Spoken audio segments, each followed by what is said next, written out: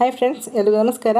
ಅವರೆಕಾಯಿ ತಂದಾಗ ಕೊನೆ ಸೀಸನ್ ಆದರೆ ಅವರೆಕಾಯಿಂದಲ್ಲಿ ಈ ರೀತಿ ತಪ್ಪಲು ತುಂಬ ಜಾಸ್ತಿ ಸಿಗುತ್ತೆ. ಆ ತಪ್ಪಲು ಇದ್ದಾಗ ನೀವು ಖಂಡಿತವಾಗ್ಲೂ ಬಸ್ಸಾರು ಮಾಡಿ ಚೆನ್ನಾಗಿರುತ್ತೆ. ಇಲ್ಲಿ ನಾನು ಎಳೆಕಾಳು ಹಾಗೆಯೇ ತಪ್ಪಲು ಸಪ್ರೇಟ್ ಮಾಡ್ಕೊಂಡಿದ್ದೀನಿ, ಬಲ್ತಿರೋ ಕಾಳು ಸಪ್ರೇಟ್ ಮಾಡ್ಕೊಂಡಿದ್ದೀನಿ ಇದಕ್ಕಿದ ಬೇಳೆ ಮಾಡ್ಕೊಳ್ಳೋದಕ್ಕೆ ಅಂತೇಳಿ.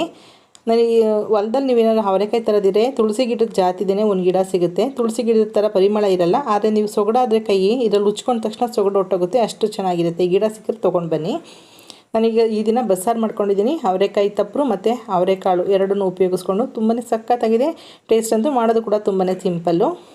ನಾನಿಲ್ಲಿ ಸ್ವಲ್ಪ ಹಸಿ ಅವರೆಕಾಳು ತೊಗೊಂಡಿದ್ದೀನಿ. ಅದ್ರ ಜೊತೆಗೆ ಕಾಲು ಭಾಗದಷ್ಟು ಅವರೆಕಾಳಿದ್ರೆ ಮುಕ್ಕಾಲು ಭಾಗದಷ್ಟು ತಪ್ಪಲು ಇದೆ. ಅಂದರೆ ಈ ಎಳೆದೇನಿರುತ್ತೆ ಒಳಗಡೆ ಸಣ್ಣ ಬೀಜ ಇರುತ್ತೆ, ಎಳೆ ಬೀಜ, ಅದಕ್ಕೆ ನಾವು ತಪ್ಪಲು ಅಂತ ಹೇಳ್ತೀವಿ. ಅದನ್ನು ಸ್ವಲ್ಪ ನೀಟಾಗಿ ಸೋಸಿ ಇಟ್ಕೊಂಡು ಸ್ವಲ್ಪ ಅಕ್ಕಿ ಹಿಟ್ಟು ಹಾಕ್ಕೊಂಡು ತೊಳೆದಿಟ್ಕೊಳ್ಳಿ. ಮೇಲೆ ಜಿಡ್ಡು ಜಾಸ್ತಿ ಇದ್ದರೆ ಇದನ್ನೆಲ್ಲ ತೊಳ್ಕೊಂಡ ನಂತರ ಒಂದು ಕುಕ್ಕರ್ಗೆ ಹಾಕ್ಕೊಳ್ತಿದ್ದೀನಿ. ಒಂದು ಅರ್ಧ ಲೀಟರ್ಷ್ಟು ನೀರು ಹಾಕ್ಕೊಳ್ಳೋಣ. ನಾವು ಬಸ್ಸಾರು ಮಾಡ್ಕೋಬೋದು, ಇದರಲ್ಲಿ ಉಪ್ಸಾರು ಕೂಡ ಮಾಡ್ಬೋದು. ಬಸ್ಸಾರು ತುಂಬಾ ಚೆನ್ನಾಗಿರುತ್ತೆ. ಪಲ್ಯ ಥರ ಕೂಡ ಮಾಡ್ಕೊಂಡು ಸಾಂಬಾರನ್ನ ರಸಮ್ ಕೂಡ ಮಾಡ್ಕೊಳ್ಬಹುದು. ರುಚಿಗೆ ಎಷ್ಟು ಬೇಕಾಗುತ್ತೆ ಅಷ್ಟು ಉಪ್ಪು ಹಾಕ್ಕೊಳ್ಳೋಣ. ಇದು ಸ್ವಲ್ಪ ಅವರೆಕಾಯಿ ತಪ್ಪಲು ಹಾಕಿರೋದ್ರಿಂದ ಒಂದು ವಿಸಲ್ ಕೂಗಿಸ್ಕೊಳ್ಳೋಣ. 2 ಟೊಮೊಟೊನು ಚೆನ್ನಾಗಿದೆ ಚೆಕ್ ಮಾಡಿ ಹಾಕ್ಕೊಂಡು ಒಂದೇ ಒಂದು ವಿಸಲ್ ಸಾಕು. ನಾವು ಪಲ್ಯ ಮಾಡೋದ್ರಿಂದ ತುಂಬ 2-3 ವಿಸಲ್ ಕೂಗಿಸ್ಬಿಟ್ರೆ ಕಾಳು ತುಂಬ ಬೆಂದಿದ್ರೆ ಪಲ್ಯದಲ್ಲಿ ಚೆನ್ನಾಗಿರಲ್ಲ. ಹಾಗಾಗಿ ಒಂದು ವಿಸಲ್ ಸಾಕಾಗುತ್ತೆ. ಬೆಂದಿರೋಂಥ ಟೊಮೊಟೊನು ತೆಗೆದು ಇಟ್ಕೊಳ್ತಾ ಇದ್ದೀನಿ.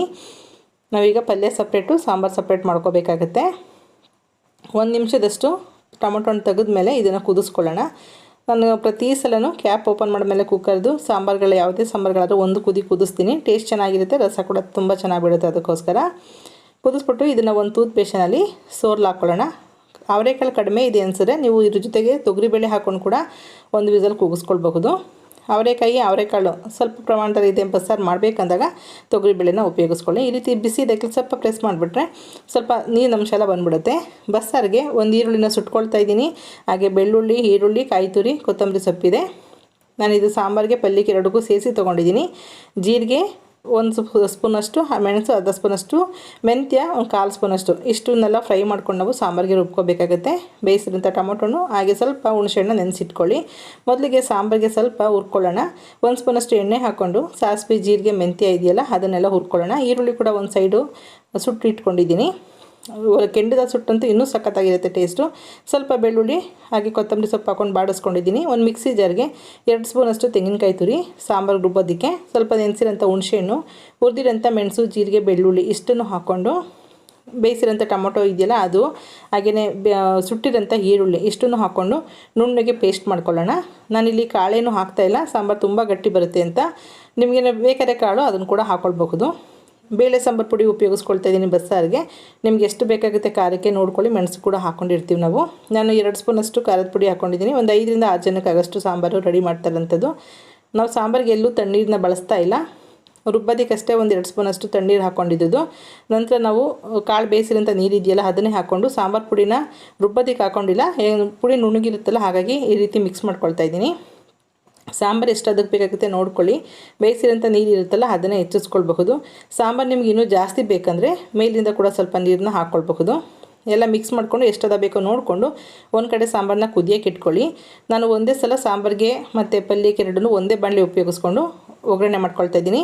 ಎಣ್ಣೆ, ಸಾಸಿವೆ, ಜೀರಿಗೆ ಹಾಕ್ಕೊಂಡು ಸ್ವಲ್ಪ ಚಟಪಟ ಆದಮೇಲೆ ಈರುಳ್ಳಿ, ಬೆಳ್ಳುಳ್ಳಿ ಜಜ್ಜಿರೋದನ್ನು ಹಾಕ್ಕೊಂಡು ಸ್ವಲ್ಪ ಫ್ರೈ ಮಾಡಿ ಸಾಂಬಾರಿಗೆ ಹಾಕ್ಕೊಳ್ತಿದ್ದೀನಿ.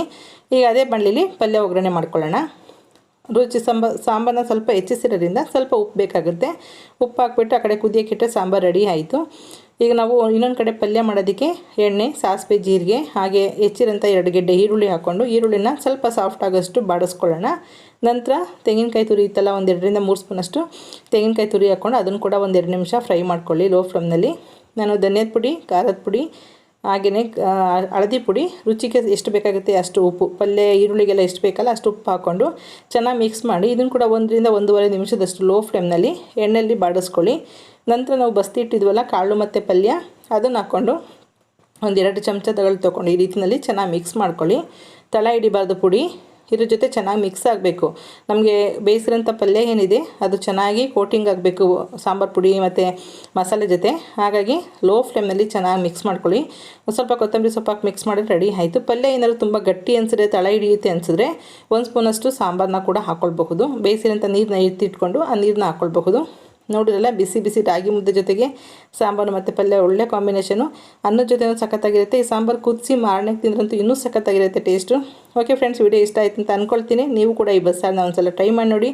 ಈ ಅವರೆಕಾಯಿ ತಪ್ಪಲು ಜೊತೆಗೆ ಎಳೆ ಹಲಸಿನಕಾಯಿನ ಹಾಕ್ಕೊಂಡು ಮಾಡಿದ್ರು ಕೂಡ ಬಸ್ಸಾರು ಇದೇ ಥರ ಮಾಡಬೇಕು. ತುಂಬಾ ಸಖತ್ತಾಗಿರುತ್ತೆ ಅದು ಕೂಡ. ಓಕೆ ಫ್ರೆಂಡ್ಸ್, ಈ ವಿಡಿಯೋ ನೋಡೋದಕ್ಕೆಲ್ಲರೂ ಧನ್ಯವಾದಗಳು. Okay bye, thank you.